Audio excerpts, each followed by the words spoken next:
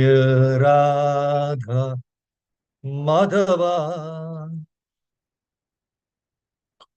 Kunj Bihari.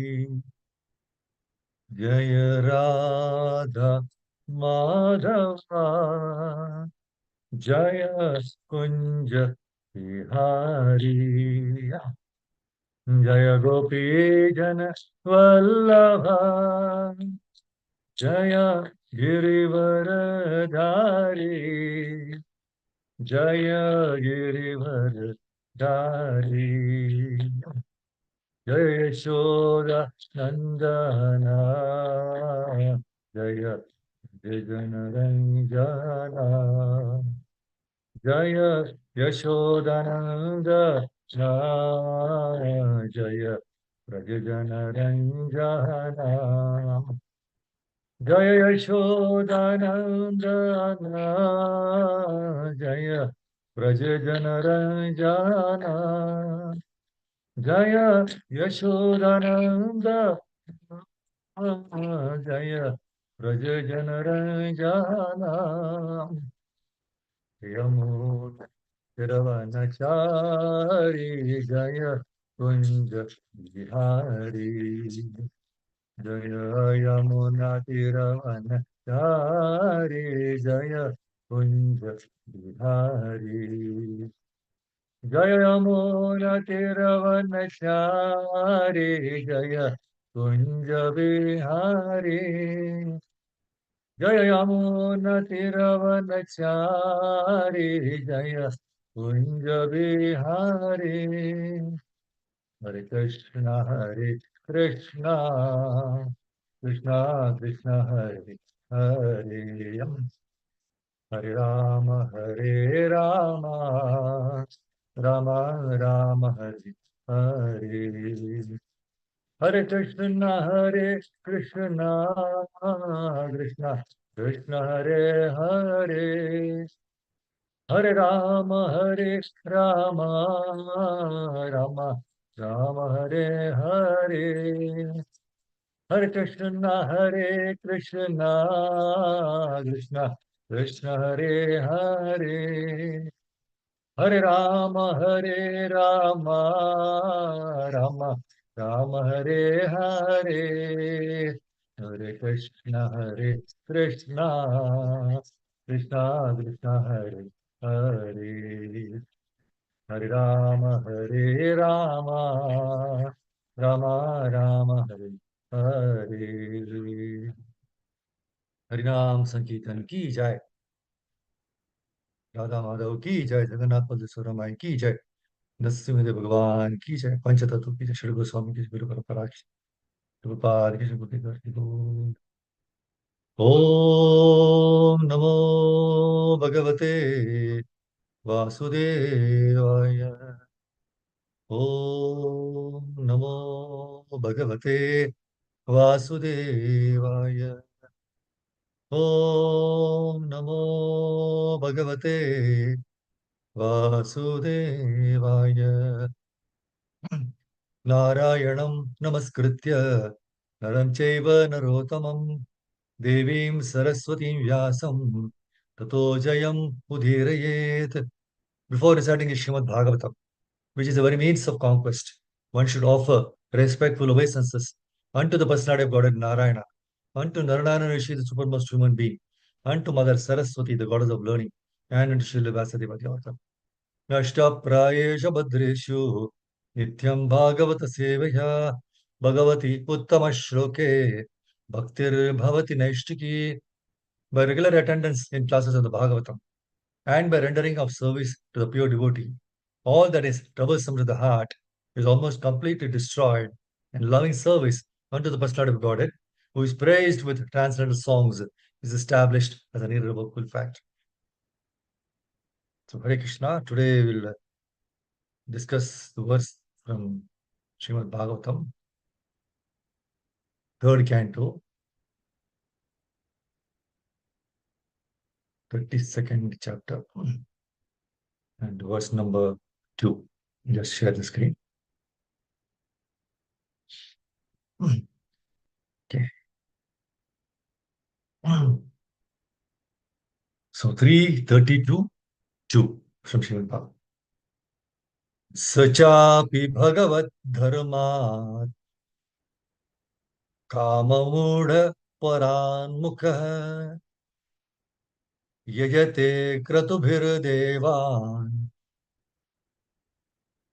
vitrimscha shraddhayanvitah sachapi bhagavat dharmat kamamudha paranmukha yajate kratubhir devan पितृंश्च श्रद्धयान्वितः स चापि भगवद्धर्मात् काममूढः परान्मुखः यजते क्रतुभिर्देवान् पितृंश्च श्रद्धयान्वितः. Any Prabhuji sir, Mataji wants to recite? Please, you can try. Hare Krishna, may I? Yes, Prabhu. Sachapi bhagavad dharma kamamudha parangmukha yajate krutubirdevan pitrumscha shraddhayanvitah. Thank you. Can I, Prabhuji? Yes, Mataji. Sachapi bhagavad-dharmat kamamudha paranmukaha yajate kratubhir-devan pitrumscha shraddhayanvitaha. Hare Krishna, Dhanyavad. Thank you, Mataji. May I, Prabhu? Yes, Mataji. Sachapi bhagavat-karma kamamudha-parangmukha yajate kratubhir-devan pitramscha shraddhayanvitah. Thank Hare you, Krishna. Krishna. Good word to word Krishna, meaning. Prabhuji. Okay. Oh, Swati Mataji, go ahead, please. Sachapi bhagavad-dharmat kamamudha paranmukaha yajate kratubir-devan pitrumscha shraddhayanvita. Hare Krishna Prabhuji. Thank you. So the word to word meaning synonyms. Sah, he, cha api, moreover, bhagavad dharmat, from devotional service, kama moodaha, infatuated by lust, parak mukaha, having the face turned away, yajate, worships, kratubihi, with sacrificial ceremonies, devan, the demigods, pitran, the forefathers, cha, and shraddhaya, with faith, anvitaha, endowed. Translation and purport by Divine Yeshwar Prabhupada. Srila Prabhupada ki jai. Please hear the translation and purport. Such persons are ever bereft of devotional service due to being too attached to sense gratification, and therefore, although they perform various kinds of sacrifices and take great vows to satisfy demigods and forefathers, they are not interested in Krishna consciousness, devotional service. Right? Prabhupada says no, Krishna consciousness means devotional service.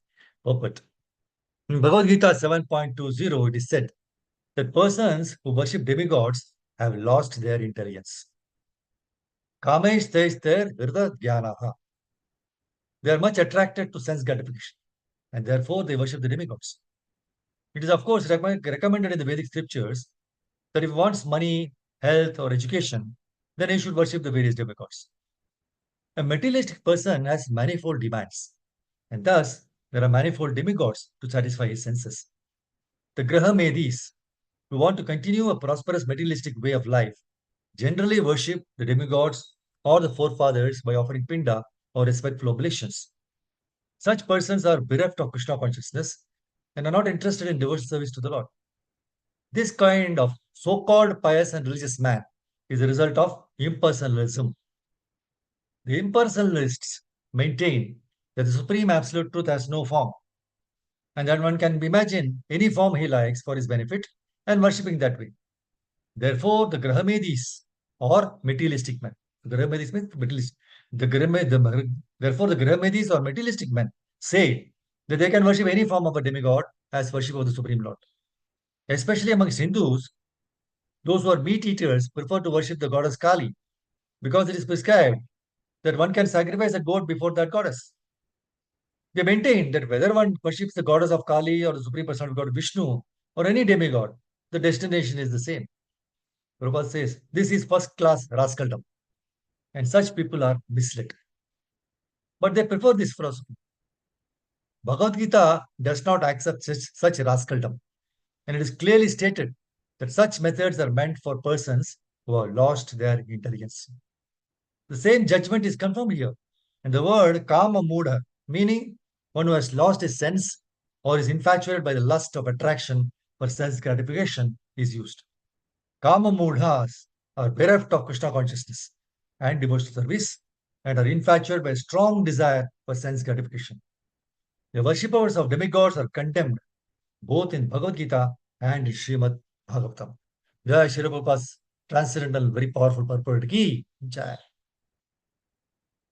Om Gyantamrandasya Jnananjanशलाकया चक्षुरुन्मिलितं येन तस्मै श्रीगुरवे नमः. नमो विष्णुपादाय कृष्णपेष्टाय भूतले श्रीमते भक्तिवेदांत स्वामिनिति नामिने नमस्ते सारस्वते देवी गौरवाणी प्रचारिणे निर्विशेष शून्यवादी पाश्चात्य देशतारिणे जय श्री कृष्ण चैतन्य प्रभु नित्यानंद श्री अद्वैत गदाधर शिवासादि गौर भक्त वृंदा हरे कृष्णा कृष्णा कृष्णा हरे हरे हरे राम राम राम हरे हरे योऽन्तः प्रविश्य मम वाचमिमां प्रसुप्तां सञ्जीवयति अखिलशक्तिधरस्वधाम्ना अन्यां च हस्तचरणश्रवणत्वगादीन् प्राणानमो भगवते शायितभ्यम् मुखं करोति वाचालं पङ्गुं लघुं नमो विष्णुपरमेश्वराय महाविष्णुस्वामिने नामने नमो विष्णुपरमेश्वराय विरुष्यशून्यवाचारस्थाने जय श्री कृष्ण चैतन्य प्रभु Hare Krishna, Buddhist Matajis. And again, welcome all of you for this Bhagavatam session. Very fortunate to be together, to hear Srimad Bhagavatam, to speak Srimad Bhagavatam, and to glorify the Lord.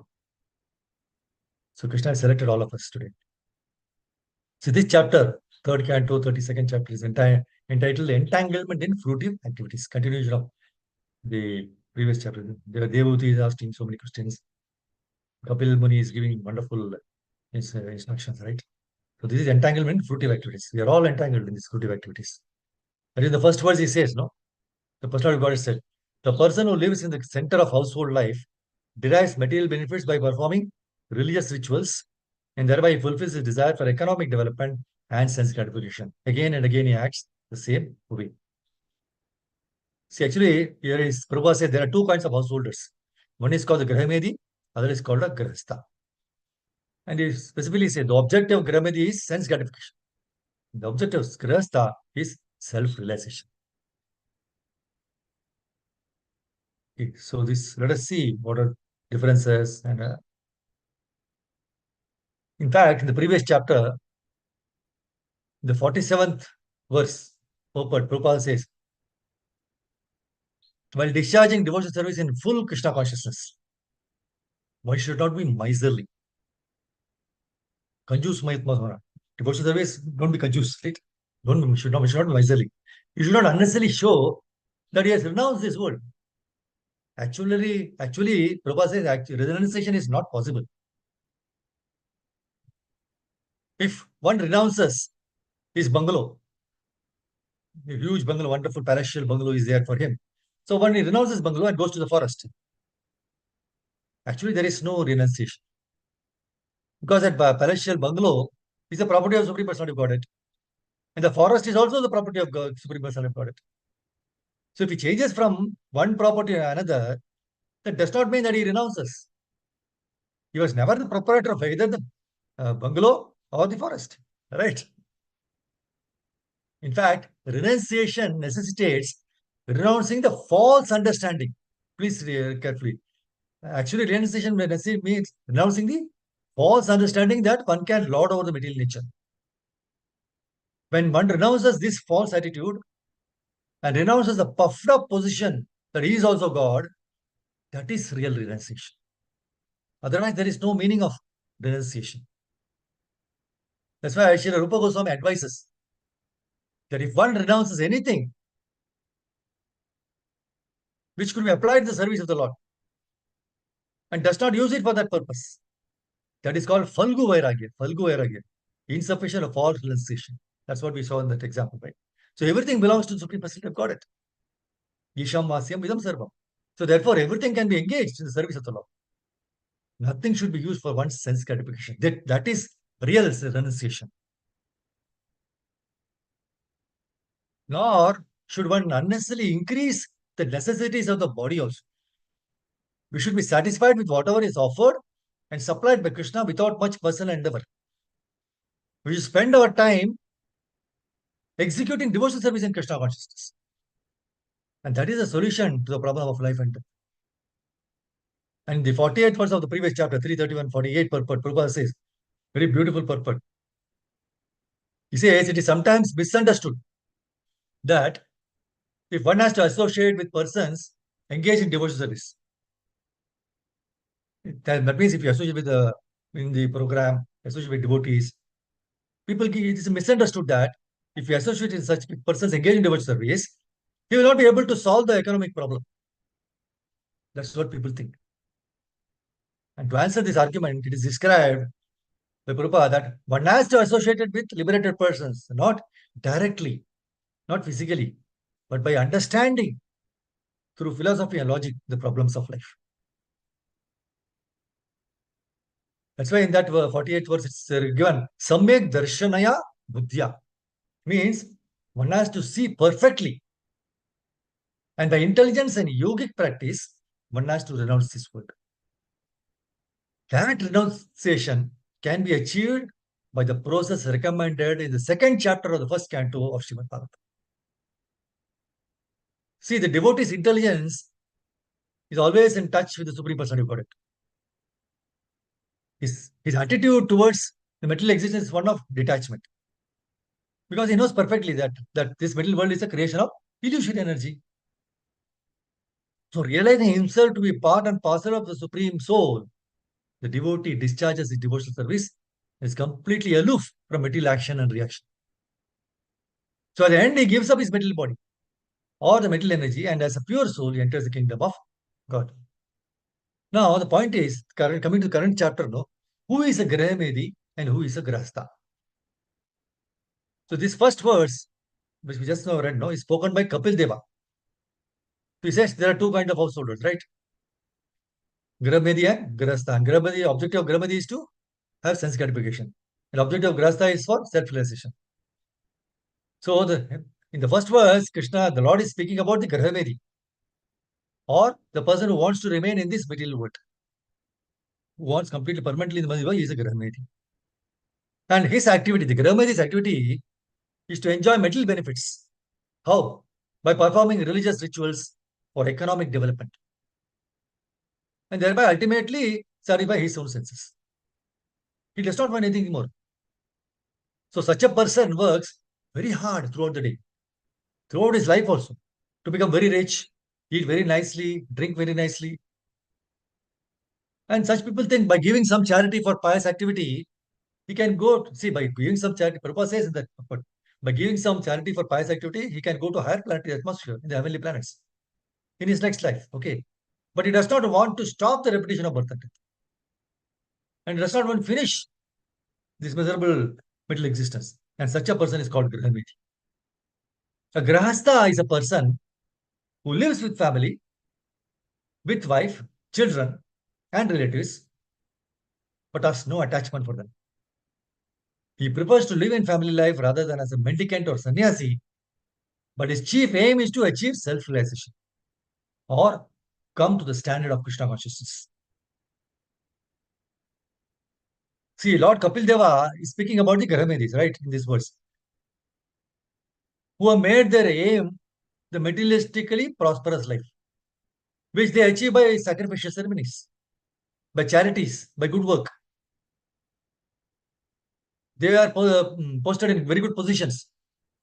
And since they know that they are using up their assets for pious activities, they again and again perform activities of sense gratification. It is said by Prahlad Maharaj, Puna Punascharvita Charvananam.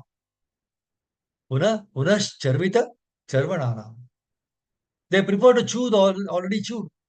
Since sugarcane juice, right? You go on chewing, chewing, chewing. It's already chewed. Now again, chew. How much more you chew? You will not get anything. So again and again, they experience the same material pangs, even if they are rich and prosperous. But they do not want to give up this kind of life. That's why the current verse which we are discussing, right, 332, he says such persons, that is Garamadis, are bereft of devotional service due to being too attached to sense gratification. See, the words Grahastha and Grahamedi are largely misunderstood by many. In Bhagavatam, second canto, first chapter, second verse, Sukadeva Goswami gives a very clear idea about these terms. Shrotavyadini Rajendra Nrinam Santi Sahasrashaha Apashyatam Atma Tattvam Greshu Graha Medina. Those persons who are materially engrossed, being blind to the knowledge of ultimate truth, have many subject matters for hearing in human society, O Emperor. The purpose, Prabhupada, he clarified there are two nomenclatures for the householder's life. One is Grahastha and the other is Grahamedi. The Grahasthas are those who live together with wife, children, under any difficult circumstances, right? But they live transcendently for realizing the ultimate truth. See, Pandavas are the typical example who live together throughout even the extremely discomfortable life in the forest, with the sole goal for serving the Supreme Lord Krishna, whom they understood right from the beginning as ultimate and absolute truth. The Grahamedis are those who live only for the benefit of the family members and thus are envious of others. Dhritarashtra was a Grahamedi. He was blind from birth. Unfortunately, he was bereft of even spiritual vision also. Not only materially blind, he was spiritually also blind. So his sons, Duryodhana, right? Others also equally blind in the matter of religion. Dhritarashtra was very much fond of his family and sons and was very much envious of Pandavas. See the qualities of a Grahamedi and very much attached, right? Fond of his family and members, envious of Pandavas. They are also part of the family, but envious of them. So, encouraged by his father, Duryodhana was materially engrossed. He made all very inhuman, heinous attempts to destroy his cousins Pandavas. But ultimately, truth alone won the battle by the costly mercy of Lord Krishna, who was heading the chariot in the battle, right? Kurukshetra. See, the motive of service makes all the difference. Motive of service makes all the difference. There's a nice story in this regard. Once there lived a poor Brahmin in a village who one day he adored Lord Shiva for help. He went to Lord Shiva and tried to glorify him because he wanted some help. Lord Shiva gave him a boon with a silver vessel. And this silver vessel would cater all his desires like the Kamadhenu. So the poor Brahmin next day invited all the villagers for a feast and prayed Lord Shiva to feed them sumptuously.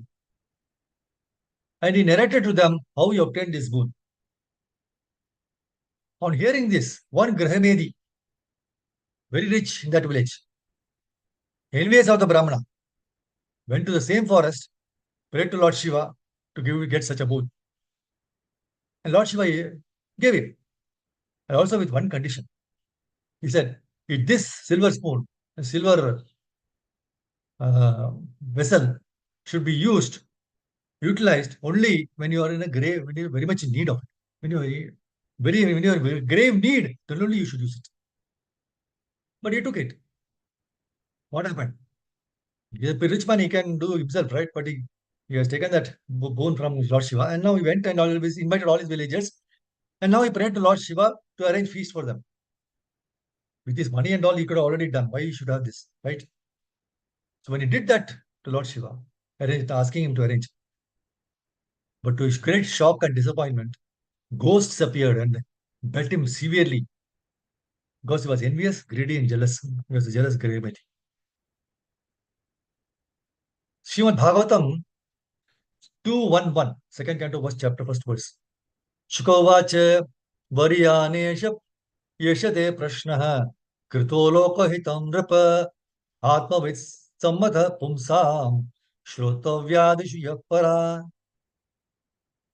Shukadeva Goswami said, because Parikshit Maharaj asked question, given asking questions, right? So Shukadeva Goswami is very happy. He's asking, he's telling to Parikshit Maharaj, my dear king, your question is glorious. Anybody will say, glorious. Your question is glorious because it's very beneficial to all kinds of people. So the question is also whatever one asks should be beneficial to all the people. So the answer to this question is the prime subject matter for hearing, and it is approved by all translators. See how rare and valuable is this human birth, and how important it is utilized to utilize it for getting the highest benefit of life. What is that? Come back to God and Goloka. See, after being cursed by Shringi, Parikshit Maharaj had asked Sukadeva Goswami, what is, because he knew now, so in 7 days you'll be bitten by a Takshaka snake and you'll be killed. So he's asking, what is my duty now? Now I know I'm going to die. So what is my duty now? This is the question you should ask. Please let me know what a man should hear, chant, remember, and worship. And also what he should not do. Please explain all this to me. What a beautiful question Parikshit Maharaj asking. What is my duty now? Please let me know what a man should hear, what a man should chant, what a man should remember, and what a man should worship. And also what he should not do. Please explain all this to me. So welcoming these glorious questions asked by Parikshit Maharaj, Shukadeva Goswami said that these questions are beneficial not just for Parikshit, but for all living entities. Correct. Now the whole Bhagavatam is in front of us. If that pastime had not occurred, if Parikshit was not cursed, where is the question of having Bhagavatam? So Krishna created such situations, such pastime, for the benefit of everybody. So that pastime, there's an episode of Parikshit Maharaj being cursed by Shingi, and he will die in 7 days. That's how Sukadeva Goswami came into and then gave the Srimad Bhagavatam. So this is beneficial for all living entities in all place and time. The questions were not specific for any particular varna or ashrama. It was not just for Kshatriyas or Grihasthas. It was for all. And since the question and answers are all related to Krishna, it is Lokahitam and approved by all transcendentalists. Atmavit, right? So Prabhupada explains that Atmavit are those who know about the soul, who know the aim of life. Aim of life is Vishnu. Prabhupada makes it very clear that this is applicable for all people, not just sannyasis. For people belonging to all the four varnas and ashramas, the aim of life is Vishnu. That's why Guru Maharaj, he says, how householder life is also called as Grihastha Ashram. So ashram means spiritual practice is a must. That's why Prabhupada goes on to explain the difference between Grihasthas and Grihamanis. Grihasthas have Krishna-centric life, whereas Grihamanis aim to satisfy their own senses. Because their own aim or goal is not Vishnu. Their search for happiness is like running after a mirage in the forest, in the desert. See, Bhagavatam 7.5.31, Prabhupada says that those people who don't know the real self-interest are like blind leading the blind. Beautiful verse from Prahlad Maharaj, 7.5.31. Nate vidusvarta gatim hi Vishnu durashayaye bahirartamaninaha andhayatandher upaniyamanas te api shatantriam urudham nibadha. Persons who are strongly entrapped by the consciousness of enjoying material life and who have therefore accepted as a leader or guru a similar blind man attached to external sense objects cannot understand that the goal of life is to return home back to Godhead and engage in the service of Lord Vishnu. They cannot understand. A blind man guided by another blind man miss the right path and fall into a ditch. Material attachment led by another material attached man are bound by the ropes of fruitive labor. which are made of very strong cords, and they continue again and again in materialist life, suffering the threefold miseries. That's what Prabhupada says in the purport. So to remain as grahastha, as householder, is not contempt, but it should be Krishna conscious. There are 4 ashramas. There is nothing condemned because the aim is Krishna.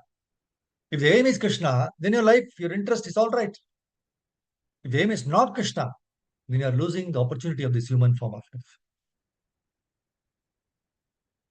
That's why we saw on 212, Shotavyadi Rajendra, where he says, those persons who are mentally engrossed, being blind to the knowledge of ultimate truth, have many subject matters for hearing human society in human society. There are too many other things because they're not interested in Krishna consciousness. In his wonderful lecture, Srila Prabhupada, it was lecture in Dallas, September 11, 1972. He says, in whichever social order or spiritual order we belong to, spiritual cultivation is a must. So grahasthas are those who are their aim as Krishna. Although like Grahmadis, they might also be having home, wife, children, etc. All their activities are centered around pleasing Krishna. So this is the difference between grahasthas and this Grahmadis. Prabhupada gives an example of Srila Bhaktivinoda Thakur, Chaitanya Mahaprabhu and his associates. Srila Bhaktivinoda Thakur is ideal grahastha. See, he was holding a position of magistrate and was living with his wife and 10 children. As soon as he returned from work in the evening, he will honor prasad, read scriptures for an hour, and then go to rest.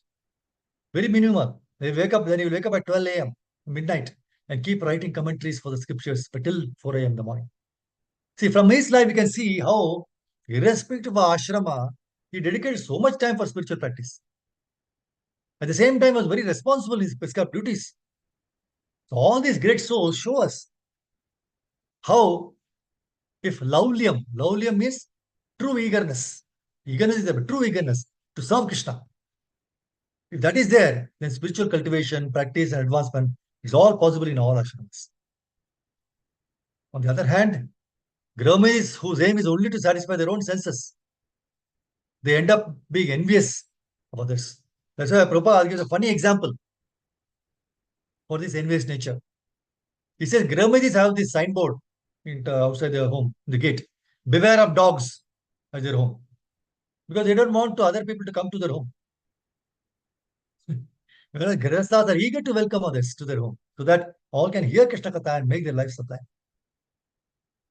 That's why beautiful verse in Bhagavatam 5:18-9, Prahlad prays, Swasthya stu vishwasya khala prasidata dhyayantu bhutani shivam mithodya manasya badram vajata dadukshaje aveshatamno matarapya tuki. May there be good fortune throughout the universe. May all envious persons be pacified. May all living entities become calm by practicing Bhakti Yoga. For accepting devotional service, they will think of each other's welfare. Therefore, let us all engage in the service of the Supreme Transcendence, Lord Shri Krishna, and always remain absorbed in the thought of Him. Prabhupada very nicely says, if one is complete in knowledge about Krishna, what is there to be envious of others? Persons who are aware of Atma Tattva can very easily see that every living entity in this world is suffering due to want of Krishna consciousness. Everybody is actually suffering due to want of Krishna consciousness. So without envying others, they try their best to help others to take up the process of devotion. You see in the current verse which we are discussing, 332.2, the first line Prabhupada says, persons who worship demigods have lost their intelligence. Very powerful statement. See, Parikshit Maharaj asked Sukadeva Goswami, my dear Sukadeva Goswami, it is generally found that those who engage in the worship of Lord Shiva, whether in human, demoniac, or demigod society, they become very opulent materially. Although Lord Shiva himself lives just like a poverty person. On the other hand, the devotees of Lord Vishnu, who is the controller of goddess of fortune, do not appear to be very prosperous. And sometimes they are even found to be living without any material opulence at all. And he says, Lord Shiva lives underneath the tree or in the snow of the Himalayan mountains. He does not even construct a house for himself. But still, the worshippers of Lord Shiva are very rich. Krishna or Lord Vishnu, they however live very opulently, whether in Vaikuntha or in the middle world. But his devotees appear to be poverty stricken. Why is this so? Very likable question, just like the normal people, right? This is what Parikshit Maharaj asking Shukadeva Goswami. He's asking, as a representative, he's asking on behalf of all of us. So Shukadeva Goswami begins to reply to Parikshit's inquiry about these apparent contradictions regarding the worship of Lord Shiva and Lord Vishnu. Lord Shiva, now Shukadeva was answering, Lord Shiva is the master of the material energy. The material energy is represented by goddess Durga. And Lord Shiva happens to be her husband. Now, since goddess Durga is completely under the subjugation of Lord Shiva, it is to be understood that Lord Shiva is the master of this material energy. Although he is in association with these qualities for the benefit of the conditioned soul, Lord Shiva is the director and not affected. So, although the conditioned soul is affected by the three qualities, right? Lord Shiva, because he is the master of these qualities, is not affected by them. Similarly, demigods headed by Lord Brahma, including Lord Indra, Chandra, Varuna, and others, they are apt to become very quickly satisfied and very quickly angered by the good and ill behavior of their devotees. But this is not so with the Supreme Personality of God Vishnu. Now, Prabhupada gives a very perfect example to help us understand this point.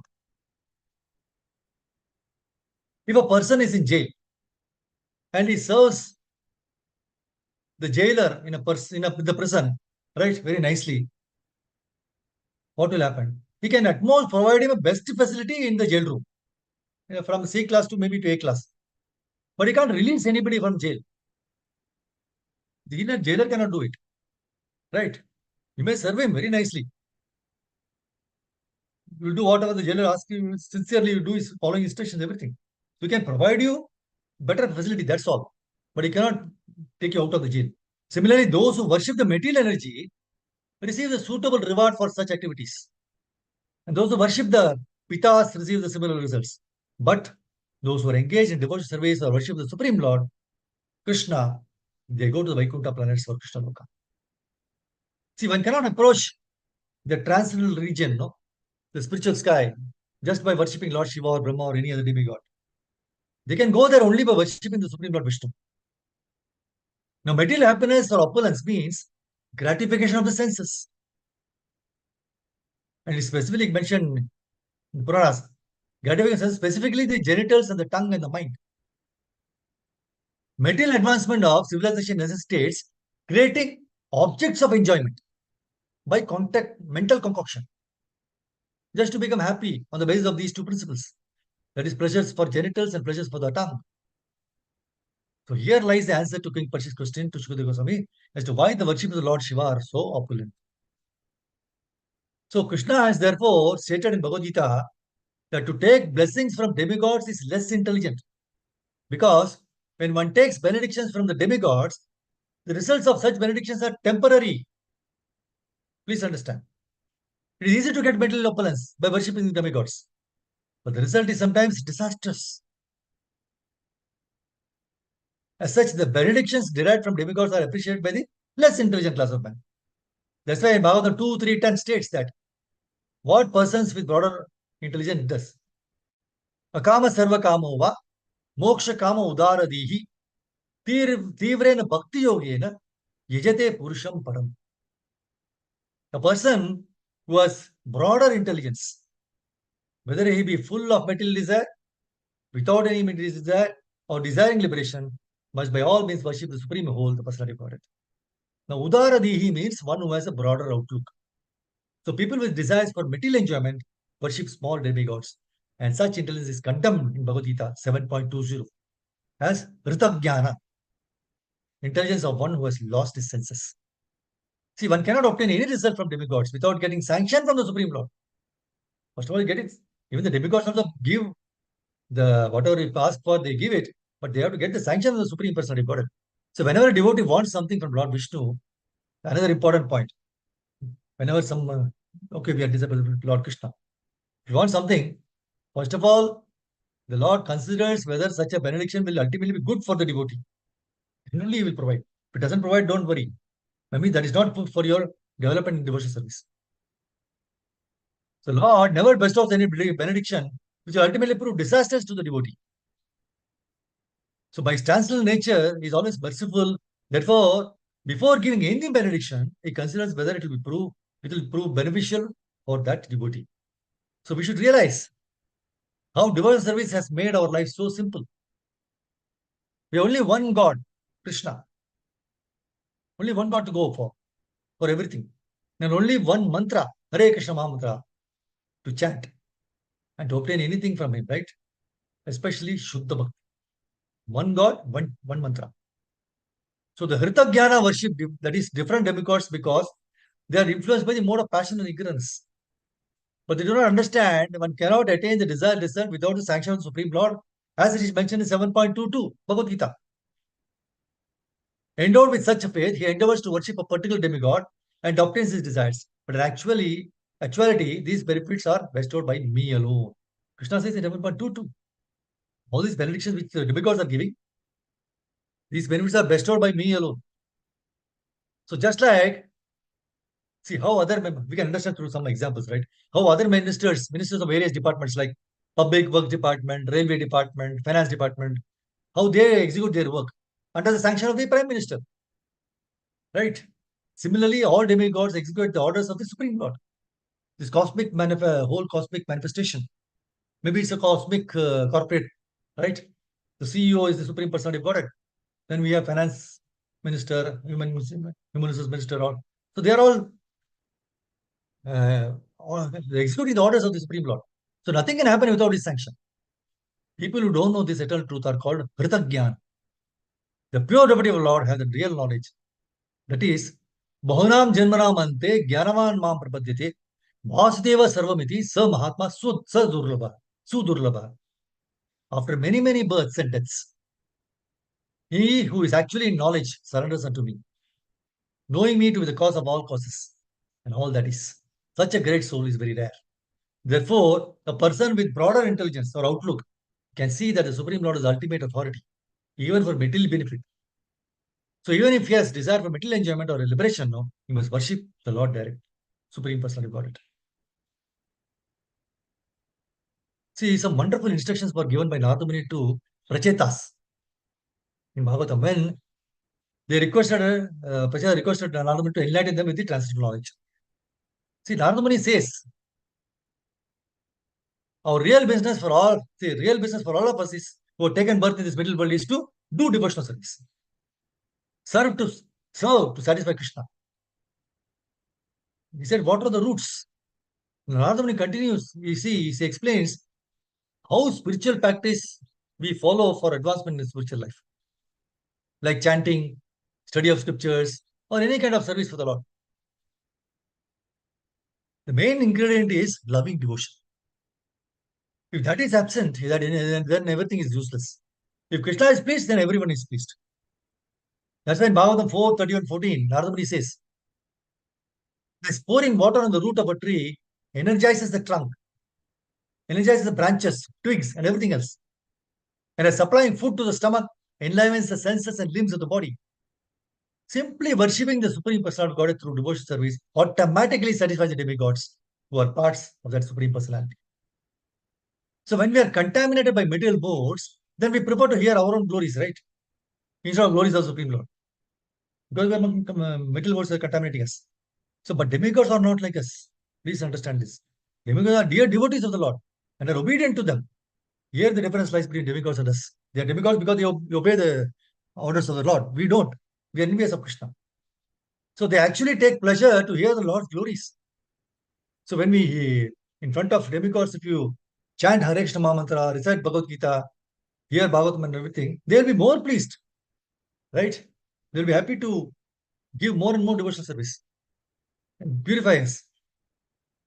So they take actually great pleasure to hear the glories, Lords. So, but many times we have this tendency to wrongly compare them with our own selves, right? And think that demigods will be displeased when one worships Krishna instead of glorifying them, right? No. So, from the pages of Bhagavatam, we can find how demigods become very elated and shower rains of flowers when devotees returns to Goloka.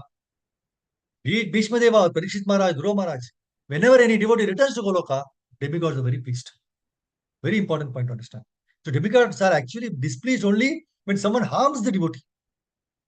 So in the pastime of Jadabrata, we find how Mother Kali killed her own devotees when they attempted to do a grave mistake of killing Jadabrata.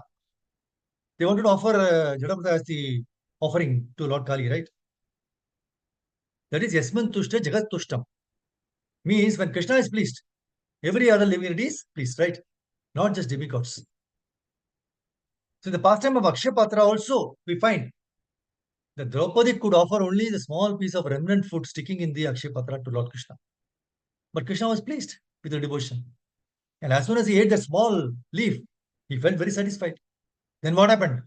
Not only Krishna was satisfied, that could vanquish the hunger of the sages like Durasamani and all his 10,000 disciples. They did not dare to come back to Yudhishthira Maharaj ashram for food. They were satisfied. Krishna is satisfied, they are also satisfied. That's why in Bhagavatam 119:18, Prabhupada very nicely mentions, a demigod takes pleasure in seeing someone go back to God. He is always pleased with the devotee of the Lord. So much so that by his Adidevic powers, he may help the devotees in all respects. Demigods will help the devotees. And by their actions, the Lord is pleased with them. And because demigods' recommendation is there, naturally. So there is an invisible chain of complete cooperation between the Lord, demigods, the devotees of the Lord on the earth. So the main lesson taught by Narada Muni is that our real business is to just satisfy Krishna, and everything else will fall in place. See, in Bhagavatam, Canto 2, second, third chapter, Shukadeva Goswami is telling to Parishit Maharaj about the different demigods who are to be worshipped for fulfilling various kinds of material desires. And for each and every desire, a material body is ready for us. So these desires keep us entangled in the cycle of birth and death. So Prabhupada, he very nicely explains in his lectures that when scriptures provide provisions for fulfilling sense gratification, please understand, Bhagavad Gita, there are a lot of scriptures are there, Vedas are there, more Vedas, more of. So when the scriptures provide provision for fulfilling sense gratification, it is not for encouragement, but actually restriction. Eating meat is not recommended for our spiritual advancement. But there might be foolish men, right? The lower modes who are unable to give up this desire of meat eating. So, in order to gradually restrict them, scriptures say that if you want to eat meat, then you sacrifice one goat before Goddess Kali. And Goddess Kali is worshipped once in a month on the dark moon day at night. So, there are mantras. The mantra is like, for example, within the year of the animal, it is said that person who is going to cut, he says, you are sacrificing your life before the deity. So, next life, immediately you will get a human form of life. That is, the goat will get a human form of life in the next life. And when you get a human form of life, you will have the right to kill this man also. This is the mantra. The one person who is cutting. Prabhupada says, when one gradually understands the meaning of this mantra, that means that goat will get a different, but you will get killed. Realize the pain suffered by the animal being killed. If he understands that, he would stop eating meat. So it is actually a restriction. Slowly you try to understand, he will stop eating. So Bhagavatam 239, Sudeva says, one who desires all this, so you should slowly but steadily, he will reduce. So one who desires domination over a kingdom or an empire should worship the Manus. One who desires victory over an enemy should worship the demons. One who desires sense gratification should worship the moon. But one who desires nothing of mental enjoyment should worship the Supreme Personality of God. Ultimately, it comes to that. So for fulfillment of our desires, we may go to demigods. But demigods are themselves limited. None of them can give liberation from cycle of birth and death. They also fulfill our desires as per sanction of the Supreme Lord. And they are subservient to the Supreme Lord. So whatever desires that are fulfilled by demigods are not going to give us permanent bliss. And when one's desire gets fulfilled, it leads us to one more, and there is no end to our desires. So since middle desires causes us so much misery and keep us loitering from one body to another. That's why Prabhupada says in the purport, one should therefore not desire any sort of material enjoyment, being sensible enough to worship the Supreme Personality of God. See, there's a list. I'll just show, we share the screen of that.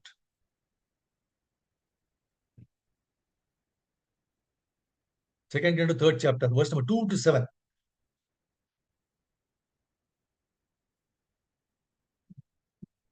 See, this is listing which are different demigods we worship, but for what purposes at all. Just read this translation, you can understand. One who desires to be absorbed in the impersonal Brahmajyoti effulgence should worship the master of the Vedas, Lord Brahma or Brihaspati, learn to preach. Then one who desires powerful sex should worship the heavenly king Indra. One who desires good progeny should worship the great progenitors called the Prajapatis. One who desires good fortune should worship Durga Devi, the superintendent of the material world. One desiring to be very powerful should worship fire. One who aspires only after money should worship the Vasus. One should worship the Rudra incarnation of Lord Shiva if he wants to be a great hero. One who wants a large stock of grains should worship Aditi. One who desires to obtain heavenly plans should worship the son of Aditi. So there's a long list, right? But Prabhupada says there are different modes of worship for different persons desiring success in particular subjects.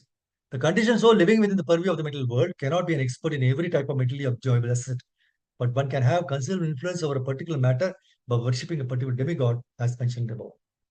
Ravana was a very powerful man by worshipping Lord Shiva, and he used to severe heads to please the Lord. He became so powerful by the grace of Lord Shiva that all demigods were afraid of him, until he at last challenged the personality of God Sri Ramchandra and thus ruined himself. In other words, all such persons who aspire after gaining some or all of the material objects of enjoyment or gross material persons are on the whole less intelligent, as confirmed in Bhagavad Gita 1.2. Just an example given. So, right?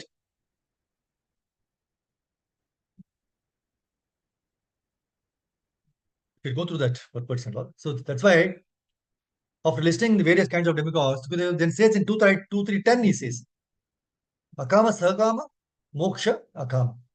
All of them can worship the Supreme Personality of God. A person who has broader intelligence, right? That's what we saw.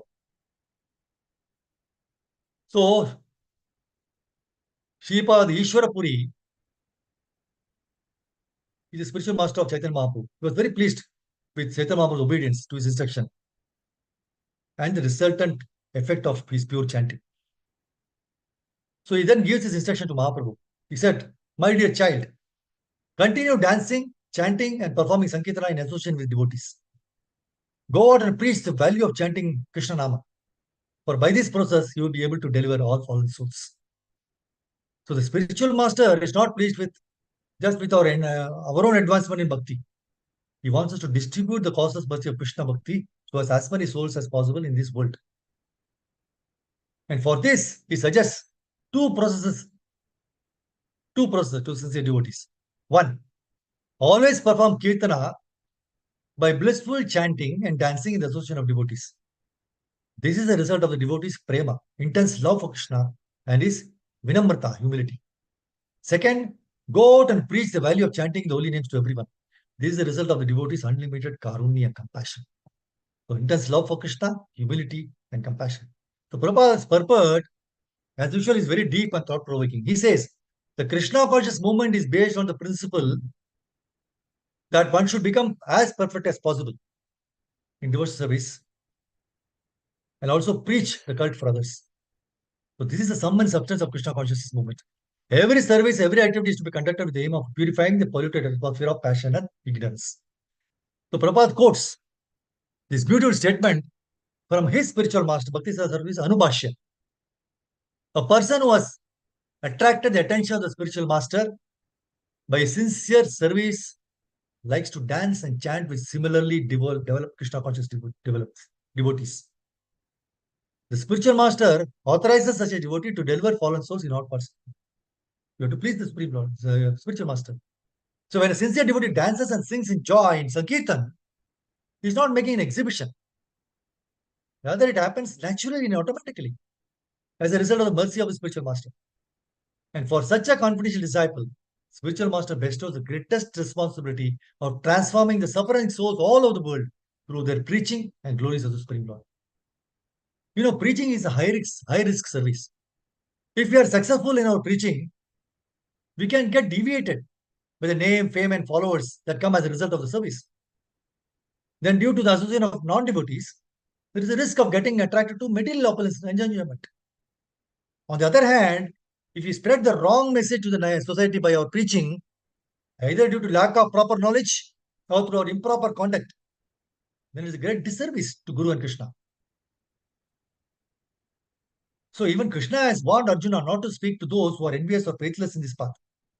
Whereas Chaitanya Mahaprabhu knew that it is not possible to put such restrictions in Kali Yuga. Because hence, therefore, the Sankita movement as established by Gauranga Mahaprabhu freely distributes both knowledge and bhakti through preaching. So Prabhupada explains beautifully, encouraging us to preach. Prabhupada says everyone should endeavor to preach the cult of Sri Chaitanya Mahaprabhu in all parts of the world and thus become successful in spiritual life. One who is not expert in preaching may chant in a secluded place, avoiding bad association. But for one who is actually advanced, preaching and meeting people who are not engaged in devotional service are not disadvantages. A devotee gives the non-devotees his association, but is not affected by their misbehavior. This is the point to understand. You go to convince somebody others for coming to Krishna consciousness, but don't get convinced by them. If you are pure devotee, you will not. You will give them. By the activities of pure devotee, even those who are bereft of love of Godhead, they get a chance to become devotees of the Lord in one day. One day they will also become. So when we see a suffering soul, we see it as an opportunity to serve them. Correct? Opportunity to serve them. By giving them the highest medicine of Krishna's holy names, Hare Krishna, Krishna Krishna, Hare Hare, Hare Rama, Hare Rama. It is very beautifully sung by Kulashekar Alvar in Mukadamala Stotra. I'll just read the translation. He says, "Oh mind," he's telling to the mind, Kulashekar Alvar is telling, "Oh mind, please drink the transcendental medicine of Sri Krishna's glories. It is a perfect medicine for curing the disease of bewilderment, for inspiring sages to engage their minds in meditation, and for tormenting the mighty Daitya demons. It alone is the medicine for restoring the three worlds to life and for bestowing unlimited blessings on the Supreme Lord's devotees. Indeed, it is the only medicine that can destroy one's fear of material existence and lead one to the attainment of the Supreme Good." So at this challenging moment, the vicious atmosphere of Kali is spreading its wings thick and fast all around the world in the form of panic, desperation, depression, epidemic diseases. So nobody is the cause of this disease except our own selves. So nature and Mother Earth are strongly reacting to all the horrendous sins committed for hundreds of years against the ecosystem. And there is no remedy. And it's all the more important for us to take shelter of the transcendental medicine of the holy names and glories of Lord Krishna. And that is known as Sri Krishna Divya Aushadam. And also distribute it widely to all of the world. That is the best way we can please Guru and Gauranga.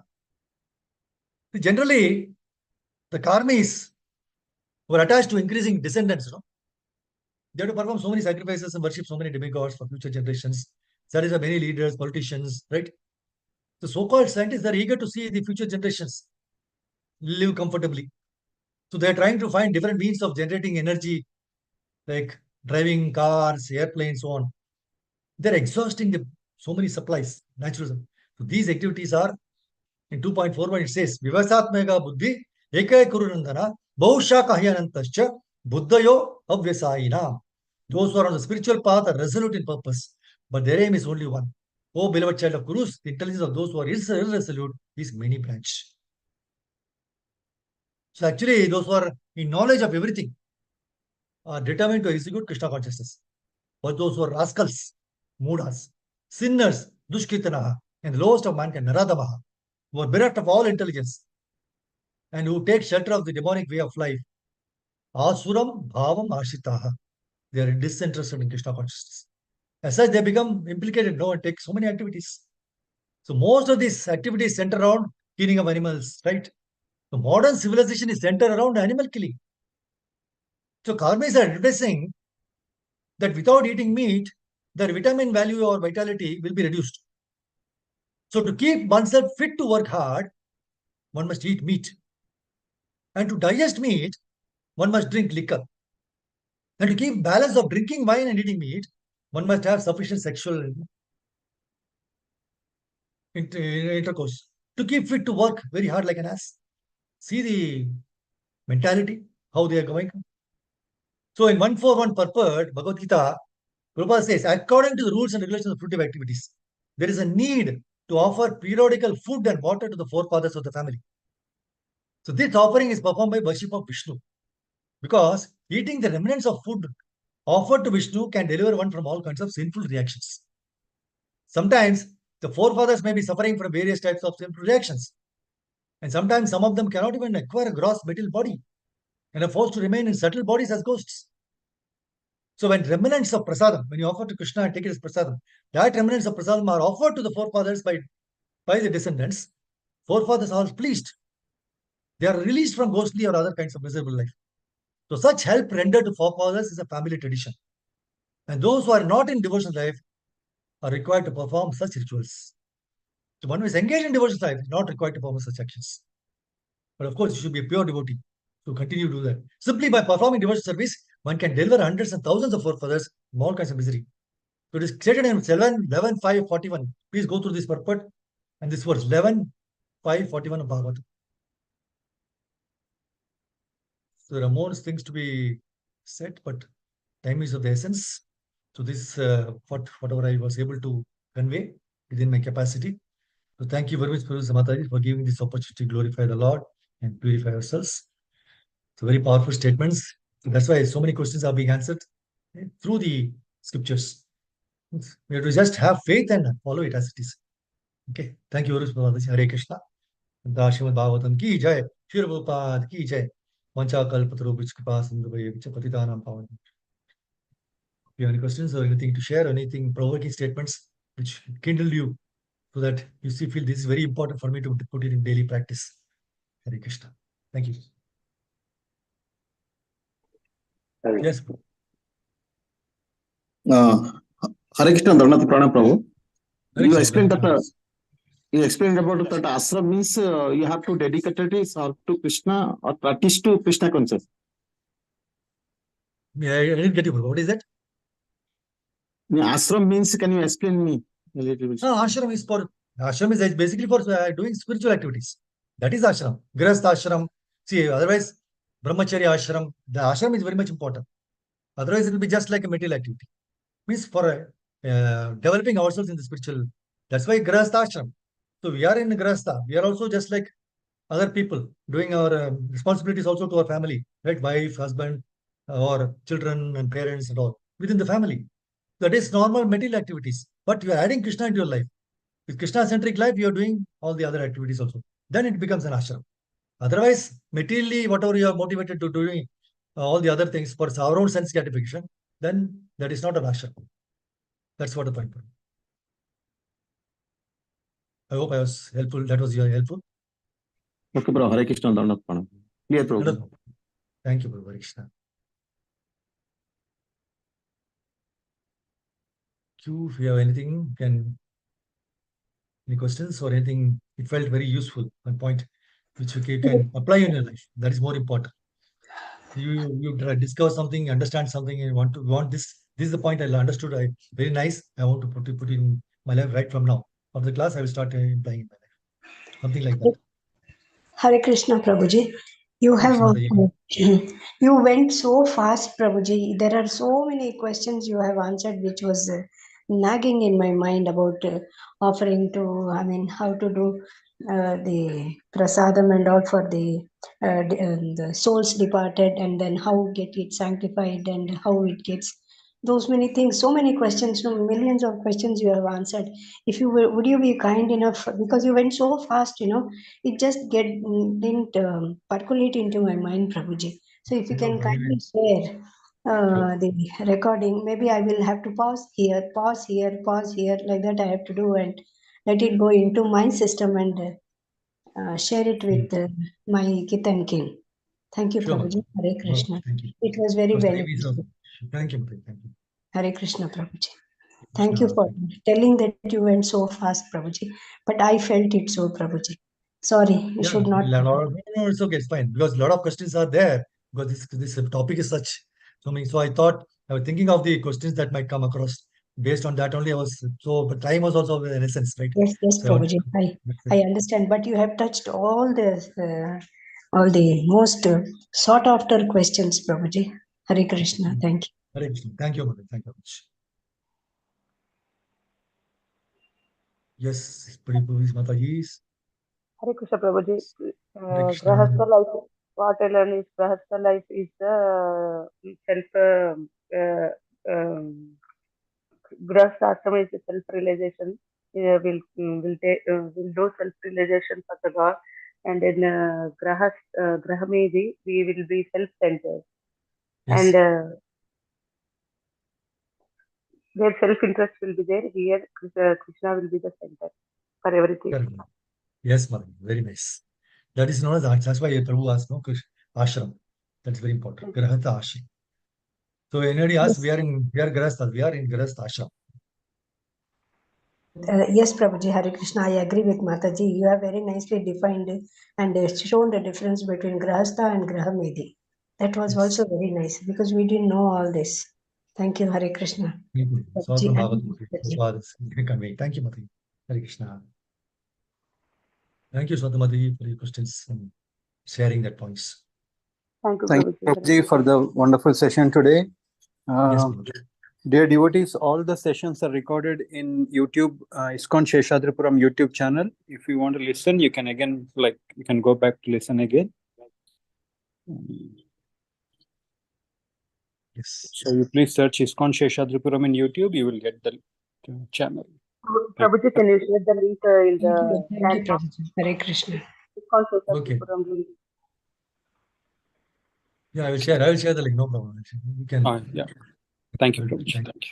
Thank you, Prabhu. Yes, Balaji Prabhu, you wanted to speak something? Sorry. Hare Krishna. Demigods are very pleased, when we. You are muted. You muted. Sorry. Demigods are very pleased with us when we do the devotional service and glorifying the Supreme Personality of Godhead. It's very nice. Yes. Wonderful. Very, yeah, that's a point. Go directly to Supreme Personality of Godhead, just like the example of the tree. We pour the water into the not to the branches, but to the root of the tree. It's very nice. Yeah, absolutely wonderful. Thank And you very Prabhuji, much. just tell me, what is that verses? No, you mentioned about a list of demigods. No? There are list of demigods from Yeah, second canto, third chapter, verse number 2 to 7. 2, 3, 2 to 7. Second canto, Bhagavatam, third chapter, verse number 2 to 7. Then, of course, 8, 9, 10, and also you can go through the whole chapter. It's very wonderful. Thank you so much. Thank you. Thank you, Hare Krishna. Hare Krishna, Prabhu. Yes, Mataji. Prabhuji, you said this about meat eating. So the killer of animal is different and the meat eater is different. So who gets the sin? Everybody, Mataji. All of them. Right? See, right from the person who, like a business, right? Who initiates this business, thinks of building a business of a shop, then for cutting, for brie, or right from there till the person who's eating. Everyone in the whole chain, they're all sinners. So that is the. So it's not that only one person high sin, low sin. No, everybody equally sinful. Right? That's the point to understand. And also, you mentioned that when the goat gets the birth of a human, and he comes back and kill that human. Yeah, that mantra is being told when we are offering that, because there are some mantras. That is a Brahmana. They do mantras.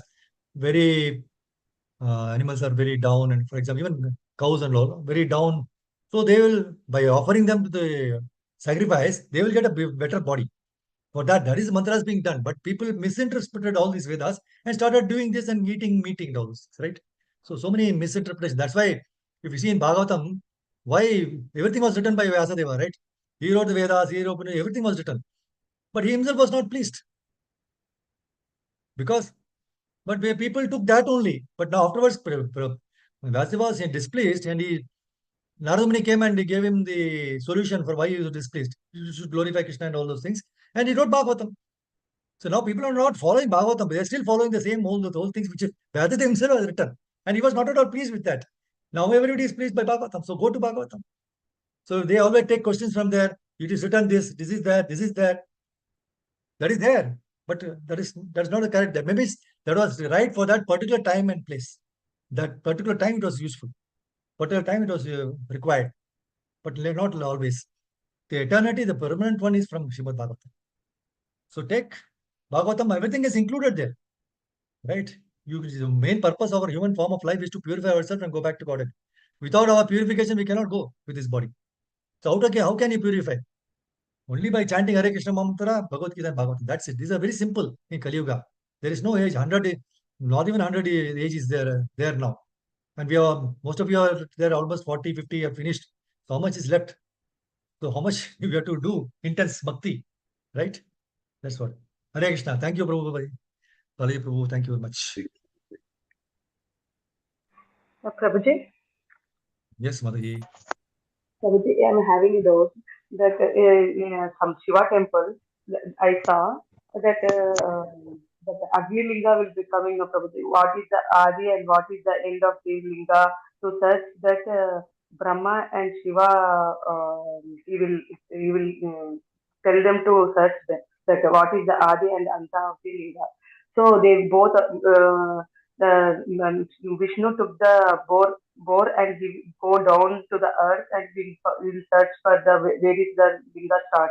And the Brahma understands, he will go to above the sky and he will search. Both of them could not find. So is the story written by this Vyasa only in some Purana? I don't know that exactly. But here even Vishnu also not able to search the what is the Adi and Anta of the Linga. Is it right, Prabhuji? Can you explain about this? Sorry, Mataji, I couldn't understand, but still time was the essence. Maybe sometime some other class we'll try to do, because I didn't get the full listing. So maybe you can send me a message or something. I'll just speak about that. Okay, Mataji? Yes, Okay. thank you, Mataji. Hare Krishna. Thank you. Thank you, Ratan Babu. Hare Krishna. Thank you, everyone, for the Hare Krishna. I'll stop here now. Kandrashimad